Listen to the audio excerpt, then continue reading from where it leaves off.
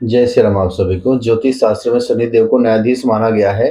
वे दंड नहीं देते बल्कि हमारे कर्मों का हिसाब करते हैं। जब भी शनि किसी राशि में प्रवेश करते हैं तो उनके गोचर से साढ़े साती और ढय का चक्र शुरू होता है। वर्ष 2026 ज्योतिषीय गणनाओं के लिहाज से बेहद महत्वपूर्ण होने वाला है। हालांकि लाल किताब में साढ़े साती या ढैयों को इतना महत्व नहीं दिया गया है, फिर भी जानते हैं कि 2026 में किन राशियों को संभल कर रहने की जरूरत है और लाल किताब की वे कौन से उपाय हैं जो आपके जीवन से दुखों का बोझ कम कर सकते हैं। तो 2026 का जो गणित है वो किसके सिर पर साढ़े साती होगा और किसके सर पर ढैया होगी, इसके बारे में हम जानेंगे।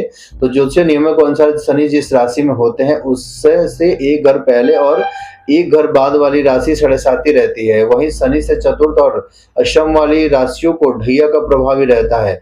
तो साढ़े साती की गिरफ्त में तीन राशियां हैं, वो कौन कौन सी हैं? तो वर्ष 2026 में शनि मुख्य रूप से मीन राशि में विराजमान रहेंगे, जिसके कारण निम्नलिखित राशियां प्रभावित होंगी।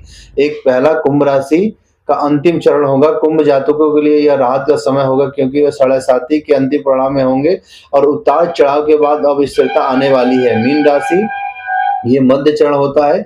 मीन राशि के लिए सबसे महत्वपूर्ण और चुनौतीपूर्ण समय हो सकता है। साढ़े साती का दूसरा चरण शिखर माना जाता है, जो मानसिक और पारिवारिक तनाव दे सकता है।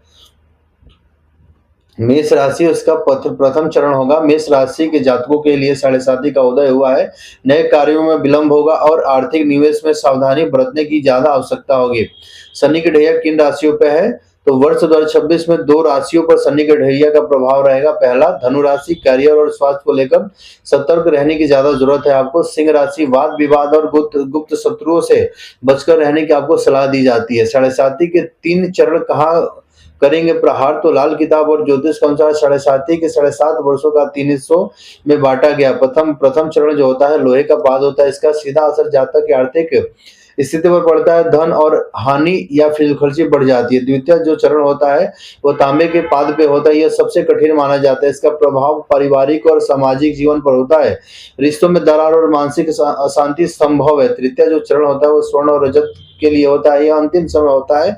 इसका मुख्य असर सेहत पर पड़ता है, लेकिन जाते जाते शनि जातक को कर्मों का मीठा फल देकर भी जाते हैं। लाल किताब के जो 5 उपाय है, रामबाण उपाय आपको बताता हूँ।